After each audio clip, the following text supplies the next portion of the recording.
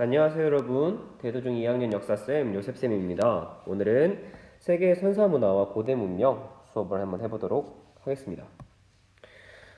이 단원의 학습 목표는 이렇습니다. 첫 번째, 구석기에 출연한 인류에 대해 설명할 수 있다. 두 번째, 구석기 시대 사료를 바탕으로 구석기 인류의 생활 모습을 유추할 수 있다입니다. 네, 먼저 우리 인류의 출현과 진화에 대해서 살펴보도록 하죠. 옆에 보이는 되게 귀여운 원숭이 아저씨가 하나 있네요. 그죠? 이 원숭이 이름이 뭡니까?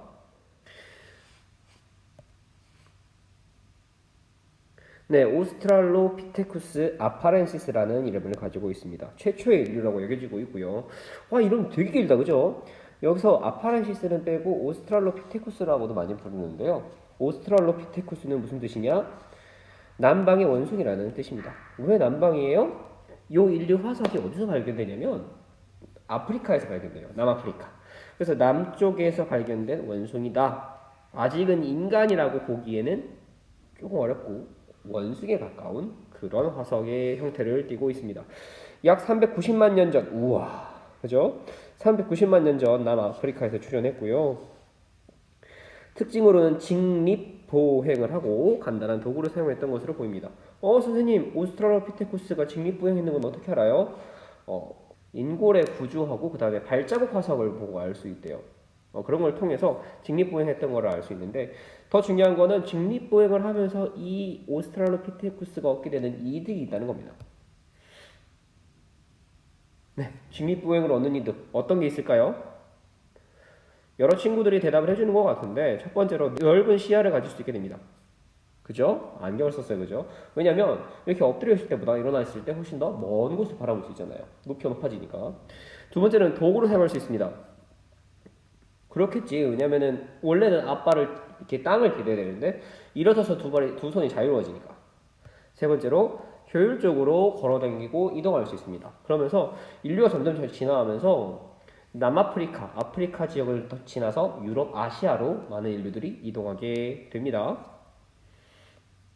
네, 두 번째 인류는 이렇게 생겼습니다. 호모 하빌리스라고 하고요. 이 하빌리스라는 뜻이 손재주 있는 핸디맨이라는 뜻이라고 해요. 이 손재주 있는 사람이라고 불리는 이유는요.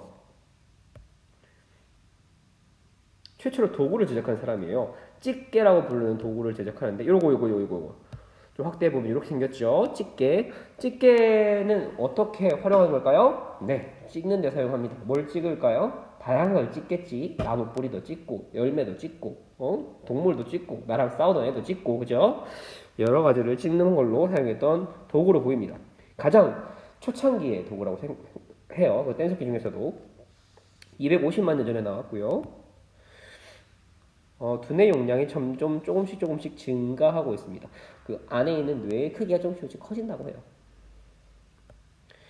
다음 인류는 호모 에렉투스입니다. 에렉투스는 곧게 서 있다라는 뜻입니다. 허리가 곧게 서 있다는 뜻이에요. 자, 이 사람은 약 180만 년 전에 출현했으며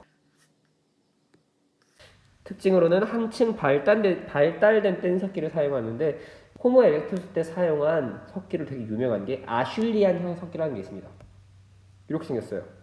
뭔가 전에 있던 석기보다 굉장히 뭔가 다듬어진 느낌이 들지 않습니까? 날도 양쪽으로 가 있고요. 굉장히 날카롭게 잘 다듬어져 있는 느낌이 납니다. 이런 아슐리안형 주먹도끼라고 합니다. 집게에서 발달한 거예요. 불 언어를 사용하였고요. 집단으로 사냥을 많이 하는데요. 우리 여기서 좀 생각해 볼 필요가 있어요. 불을 사용하면서 달라진 점 뭐가 있을까요? 불을 사용하면서 달라진 점. 여기 보면 그렇지. 고기를 구워 먹으면서 그죠? 고기를 구워 먹으면서 영양소 같은 것들이 훨씬 더 쉽게 흡수될 수 있게 됐지. 그죠? 또 화식을 통해 영양소 공급. 또 밤에도 이동할 수 있고 안전을 보호할 수 있죠. 밤에도 안전. 또 추위를 이길 수도 있죠.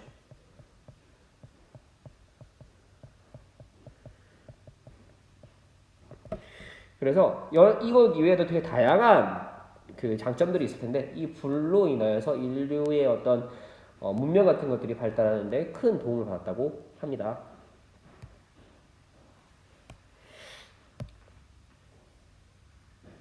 자, 네 번째 인류는 호모 네안데르탈렌시스입니다. 이름 왜 이래요? 그죠? 네안데르탈렌시스는 네안데르라는 동굴에서 발견되었기 때문이에요. 뭐가? 이 인류의 인골이. 발견된 장소의 이름을 따가지고 많이 짓거든요. 이 화석 인류들은. 자, 40만 년에 출현했고요. 독일의 네안데르 계곡에서 발견되었습니다. 특징으로는 두뇌 용량이 오늘날 인류와 비슷하고요. 현생 인류의 조상이라고 불리는 호모 사피엔스하고 한 2만 년 정도 공존했던 것으로 보여요. 자, 이 호모 네안데르탈렌시스에게는 시체 매장 풍습이 있었습니다. 그 시체 매장 풍습에 대해서 이거는 상상한데요. 이 시체 매장 풍습이 왜 중요할까요? 시체를 매장한다는 건 어떤 의미지? 그렇지, 이 아이를 너무 소중하게 여기고 이 아이가 죽어서 어디론가 간다라고 믿는 거지. 그러니까 이 사람들이 지금까지는 먹는 거, 사는 거, 입는 거 그런 것만 생각했는데 이제는 우리가 죽으면 어디로 갈까? 아, 난 이 아이를 사랑하니까 이 아이가 죽을 때의 모습도 예쁘게 꾸며주고 싶어. 또는 죽은 다음에 간 세계에서 이것이 필요하지 않을까? 이런 추상적인 생각을 하기 시작했다는 거야. 확실히 똑똑해졌다라고 할 수 있겠죠, 그죠? 자, 마지막 인류, 현생 인류와 가장 가까운 인류는 호모 사피엔스입니다. 그 이름이 슬기로운 사람이라는 뜻이에요. 사피엔스가 슬기라는 뜻이거든요. 출현은 약 20만 년 전 현재 인류의 직계 조상이고요.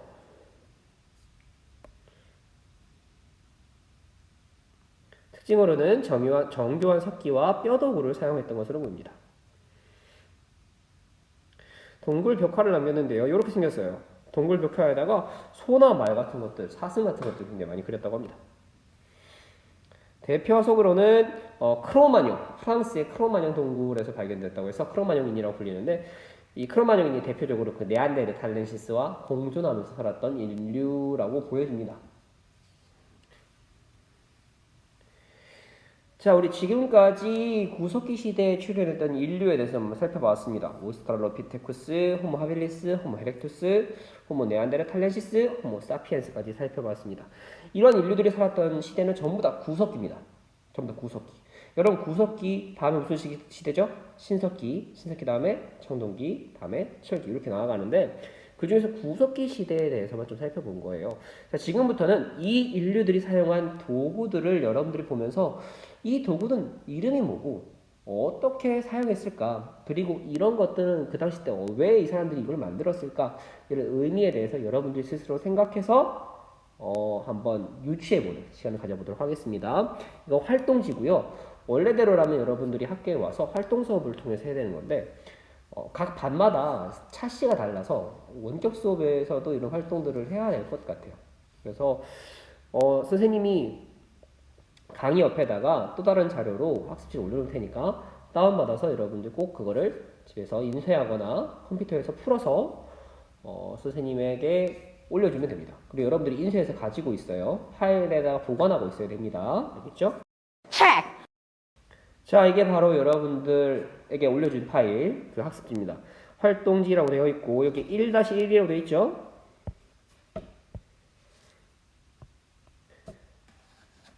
네, 요 1-1, 요게 그 번호입니다. 여러분들이 모아야 되는 학습지 번호들. 1학기의 첫 번째 학습지라는 뜻이에요. 요 활동지들을 나중에 전부 다 검사할 테니까 잘 메꿔서 기록해 놓습니다.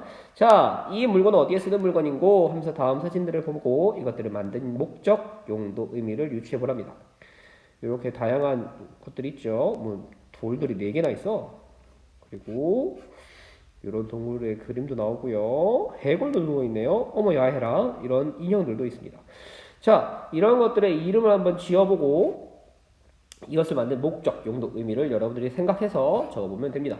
그리고 마지막으로 위에 쓴 글을 바탕으로 구석기 사람들은 어떻게 살았을지 상상하는 글을 써보라고 했는데요. 위에 사진 중에 적어도 5개 이상 사용하시고 자유롭게 써도 됩니다. 일기 형식도 좋고요. 설명문도 좋고요. 다양하게 쓰셔도 됩니다. 그리고 교과서 18쪽에서 19쪽을 참고하면 거의 정답이 있을 겁니다. 정답이 없는 게 몇 개 있겠지만 거의 있을 겁니다. 그거 바탕으로 해서 적으면 좋겠습니다. 그리고 교과서에 나오지 않는 창의적인 글을 적은 친구들에게는 선생님이 달달한 것으로 보상을 하도록 하겠습니다. 글자 수는 크게 차이해 두지 않겠습니다. 뭐 적어도 한 3문장 이상이라도 괜찮아요. 한두 문장은 조금 과한 것 같고 3문장 이상 정도는 적어줬으면 좋겠습니다. 자, 여러분들의 활발한 과제 참여를 기대하면서 오늘 수업은 여기서 마치도록 하겠습니다.